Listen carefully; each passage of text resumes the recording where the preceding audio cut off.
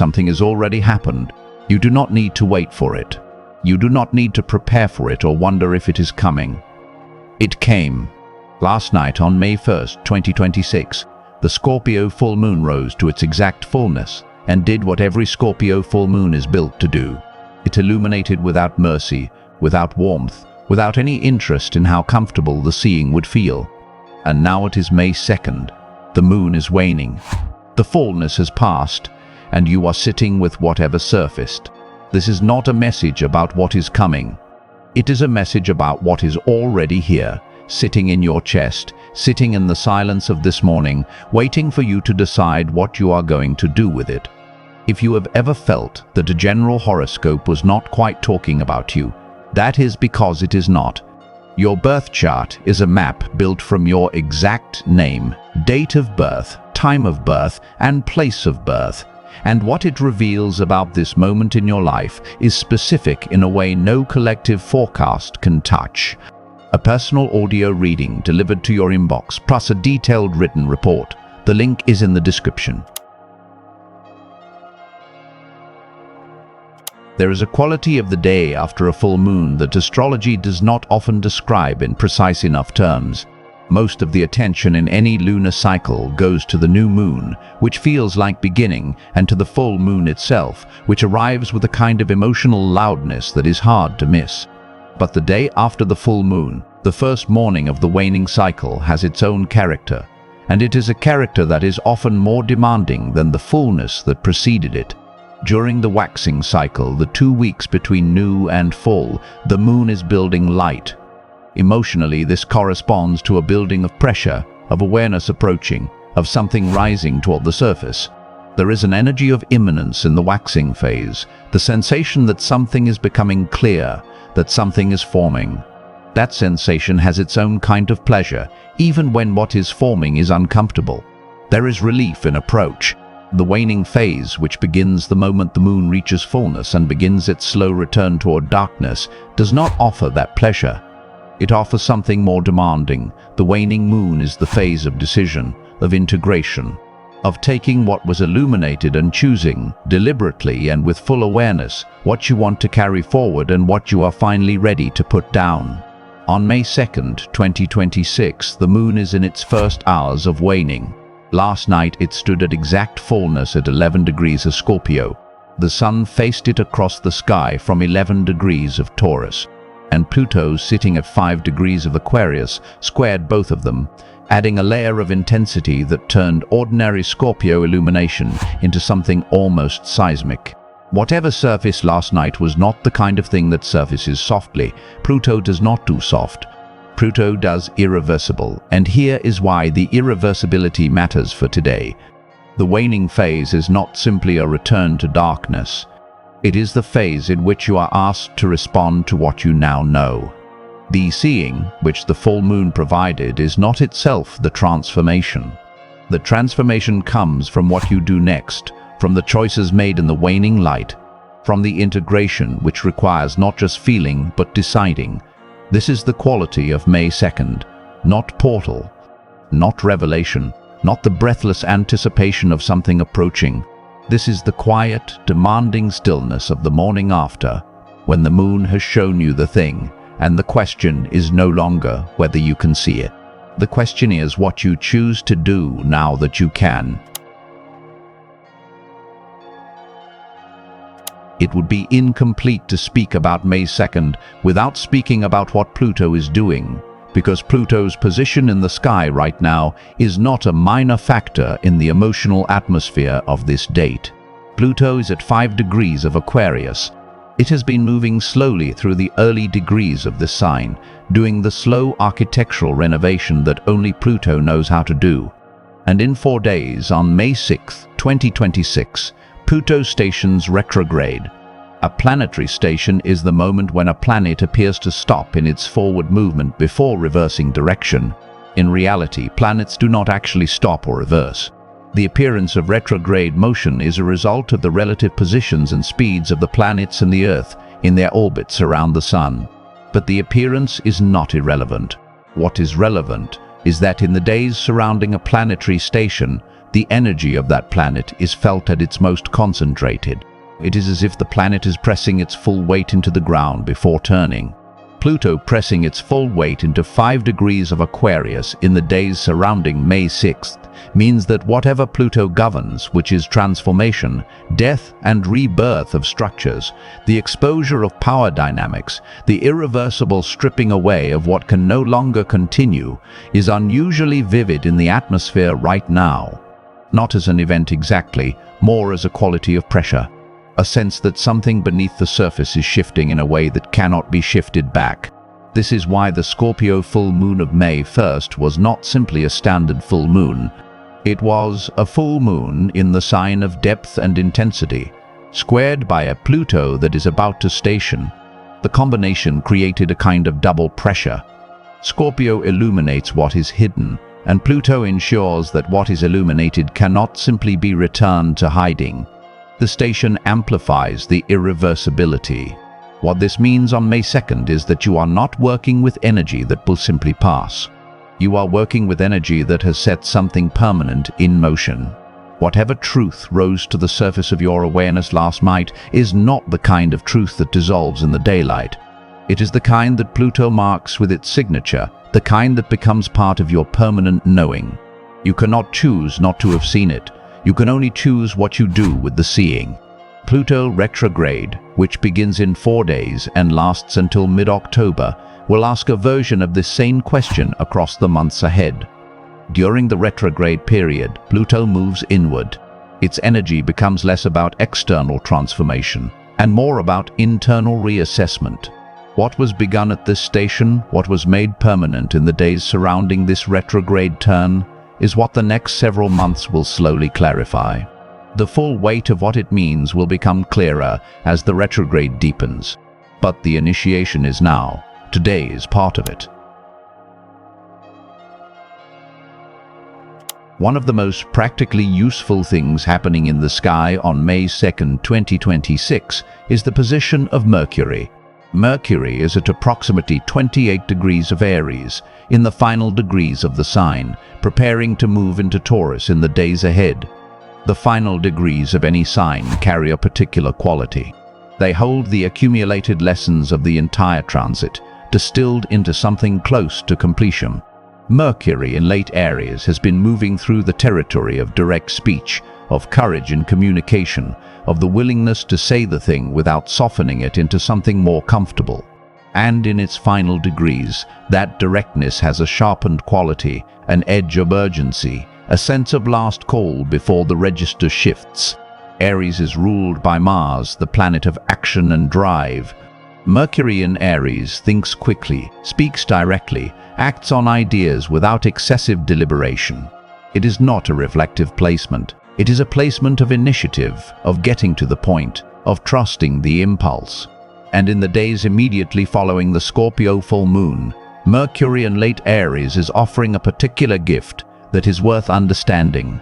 When a full moon illuminates something true, the first instinct of many people is to feel it deeply and then wait.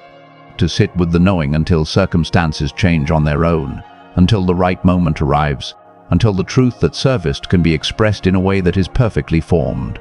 Mercury in late Aries has no patience with this instinct. It is not asking for the perfectly formed expression. It is asking for the honest one.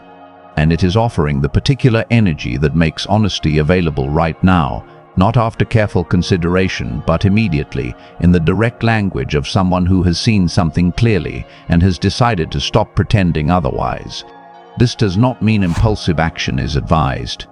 It means that the communication the full moon made necessary is actually supported right now by a planetary energy that makes the speaking easier than it will be in a few days, when Mercury moves into Taurus and the register becomes slower, more deliberate, more inclined toward measured words than honest ones. There is a window here. Mercury in late Aries is the window for saying the thing that last night's moon showed you needed to be said. Saturn is also in Aries at 8 degrees, and this matters for the character of whatever Mercury speaks right now. Mercury and Saturn are not in conjunction on May 2nd, but they are sharing a sign, and Saturn's influence on any energy in Aries right now is to give it structure, weight, and consequence. Saturn in Aries does not allow Aries energy to remain purely impulsive or reactive. It insists that what is initiated here means something, that the words spoken from this place carry the weight of commitment. What you say in this window, what decision you articulate now, even if only to yourself, is being imprinted with a Saturnine quality of permanence that will hold you to it. That is not a warning. It is a feature. When Saturn is present in the sign of direct speech, what you say carries the gravity of a promise. Choose what you are willing to be held to. There is a reason that what the Scorpio full moon surfaced for you does not feel simply clarifying. It feels heavy, consequential, perhaps overwhelming in its scope. And while some of that weight belongs to Pluto's influence, which was described above, some of it belongs to a different planetary player entirely. Jupiter has been moving through Cancer since last summer, and on May 2nd, 2026, it sits at approximately 19 degrees of Cancer, forming a water trine to the waning Scorpio Moon. A trine from Jupiter in Cancer to the Moon in Scorpio is an aspect of deep emotional amplification. Water trines are the aspects of intuitive flow, of emotional depth, meeting emotional depth without friction. What Jupiter in Cancer does to the Scorpio Moon is not complicated or challenge it. It simply makes it larger, more resonant, more present in the body. Jupiter expands whatever it touches, and in Cancer it expands the emotional world in particular, which means that the feelings arising in the wake of last night's full moon aren't ordinary feelings. They are feelings with scale, with the weight of something that has been building for longer than this single lunar cycle. This is worth naming directly. If you feel today that whatever the full moon illuminated is bigger than you expected, that the emotional response to what you saw last night is more substantial than the event seems to warrant, that is Jupiter in Cancer doing its work. Jupiter in Cancer has been quietly enlarging your emotional capacity since the summer of 2025. It has been asking you to feel more, to hold more, to understand the depth of your own emotional intelligence in ways that daily life does not always accommodate. The full moon in Scorpio gave Jupiter in Cancer something to work with. And Jupiter, being Jupiter, made it as large as it was always meant to be. What this means practically on May 2nd is that the appropriate response to the scale of what you are feeling is not to reduce it, not to tell yourself that you are overreacting or being too sensitive or making too much of a celestial event. Jupiter in Cancer is not in the business of helping you minimize your emotional world.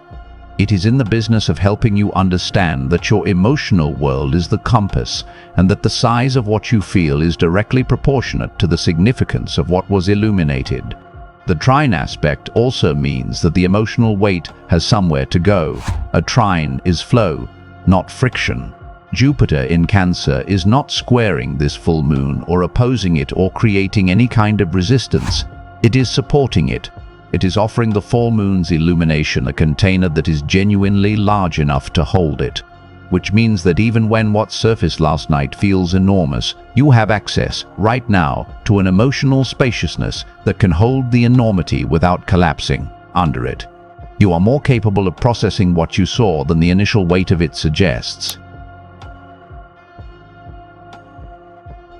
There are different ways to move through the day that follows a Scorpio full moon, and the way you move through it depends significantly on where in your chart that full moon made contact. What follows is for each of the 12 signs, not as prediction, but as orientation. An understanding of the specific territory the waning moon is now asking each sign to work with. Aries, the full moon illuminated your 2nd and 8th house axis, the axis of personal resources and the resources you share or receive through deep bonds. What surfaced was something about the exchange happening, or not happening, in your most significant relationship. Whether the energy you have been pouring into a particular connection is being met with equivalent depth. The decision the waning moon is asking of you now is not whether to stay or leave. It is whether to speak directly and honestly about what the imbalance has actually cost you. Saturn in your sign is making any silence you maintain, now feel increasingly expensive. Taurus, the full moon was in your opposite sign, which means the illumination was about someone else, about the relationship in which your own reflection was most clearly visible. This is your season, and yet the full moon landed in the sign directly across from you, asking you to look at what your most significant mirror has been showing you. The decision the waning moon is asking of you is not about the other person. It is about what the reflection revealed regarding yourself. Something you have told yourself about your own stability may be ready for revision. Gemini, the full moon activated your 6th and 12th house axis, the axis of daily work and hidden interior life. What surfaced was something about the weight you have been carrying that does not appear on any public schedule. A private, emotional reality that has been taking up more of your energy than the official version of your life accounts for. Uranus has just entered your sign, newly electric and recently arrived.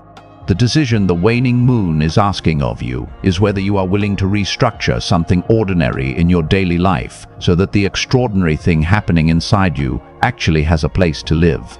Cancer, the full moon illuminated your 5th and 11th houses, the territory of joy, creativity, and the communities that are supposed to provide belonging.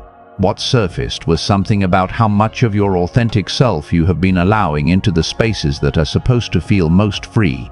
Whether the people around you actually see the version of you that exists when you are most fully yourself.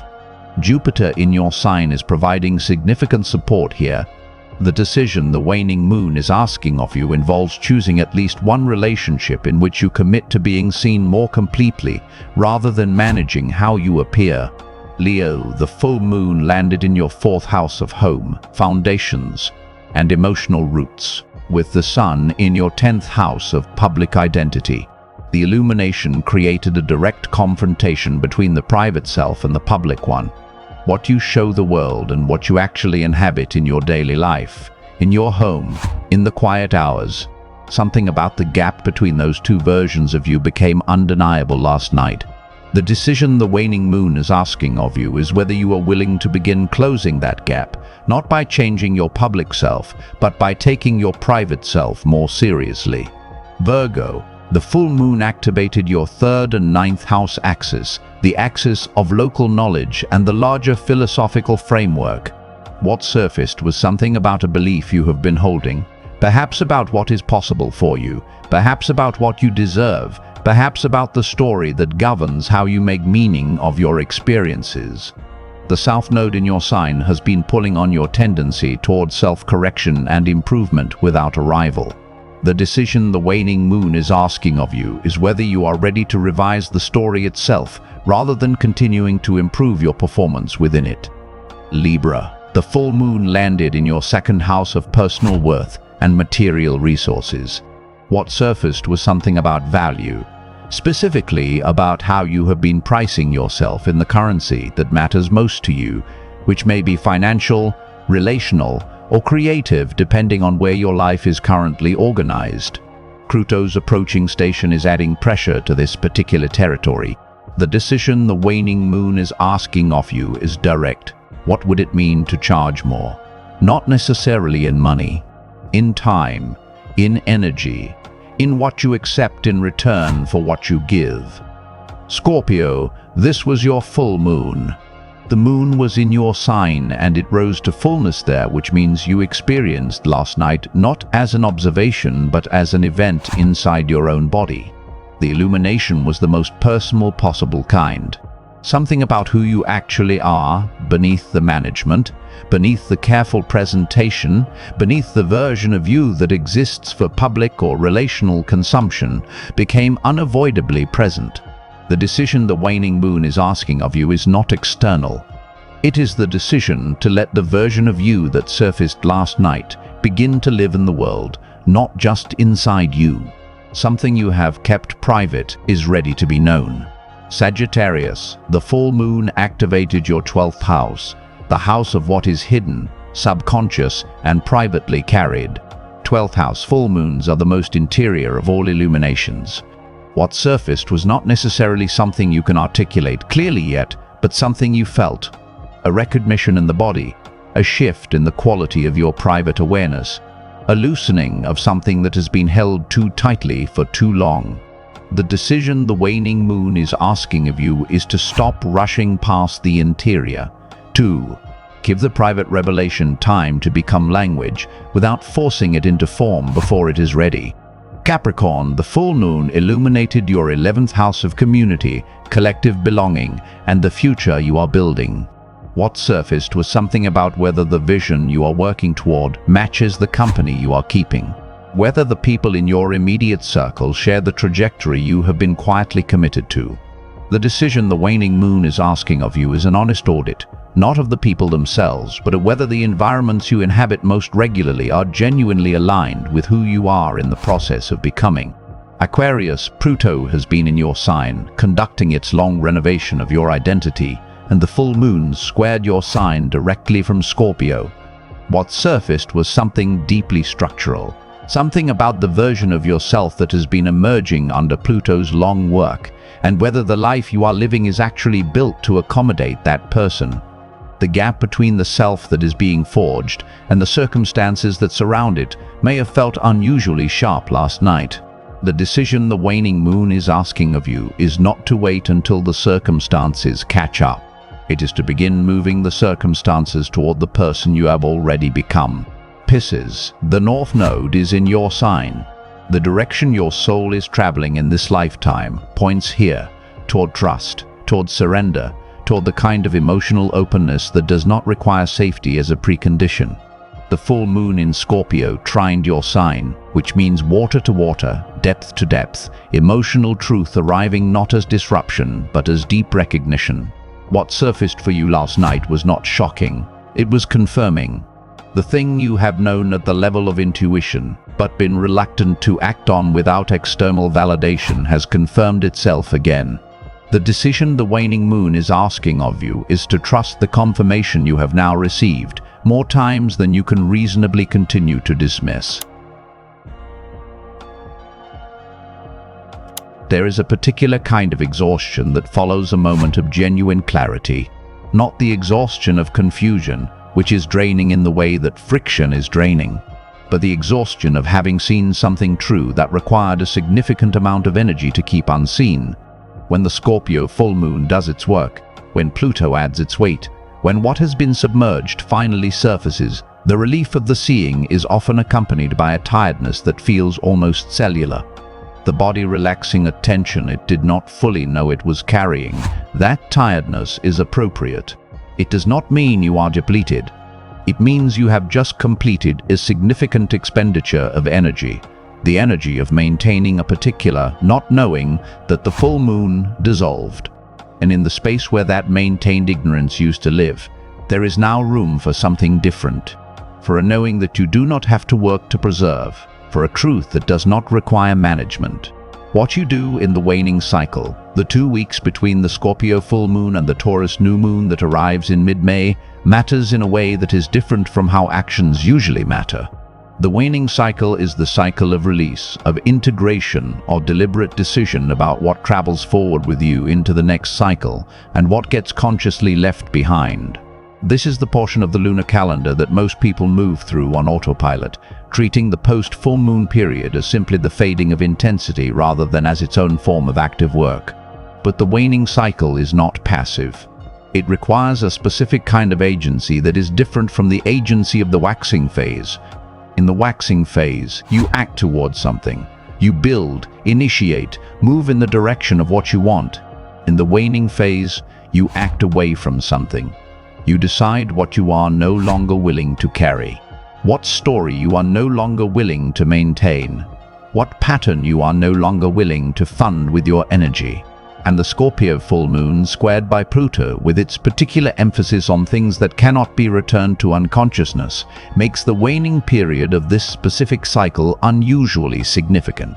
There are 3 things worth doing in the days ahead, not as ritual exactly, but as practical acts of integration that correspond to what this particular waning cycle is asking for. The first is to name what you saw, not to perform it or announce it or make a dramatic gesture with it. Simply to say to yourself, in plain language, what you now know. What the full moon showed you that you have been performing not to know, This naming does not have to resolve anything. It does not have to lead immediately to action. It simply has to be honest.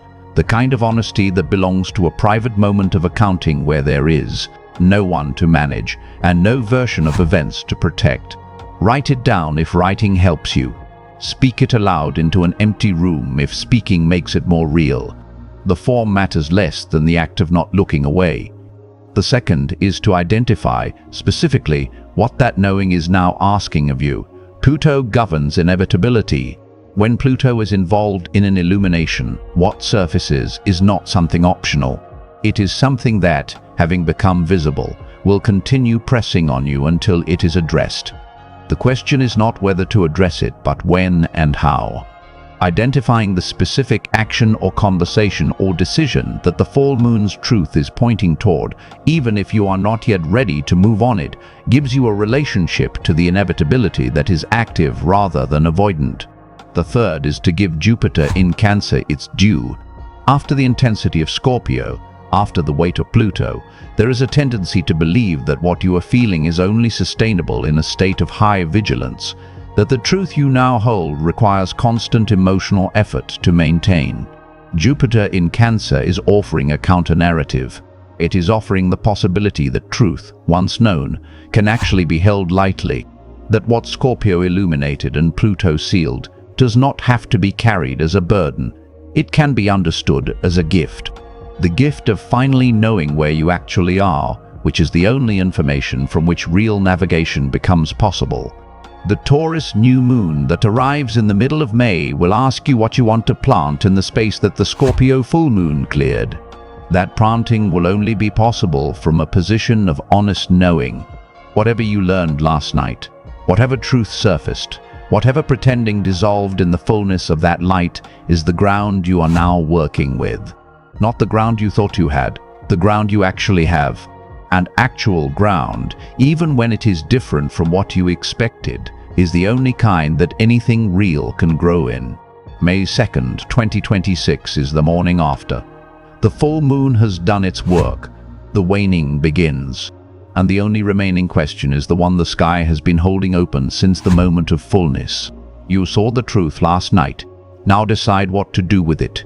If this transmission reached you where it was meant to, please leave a comment below. Subscribe so that every piece of sky wisdom meant to find you arrives directly, and share this with someone who is sitting with something this morning that they are not yet sure what to do with. I will see you in the next one.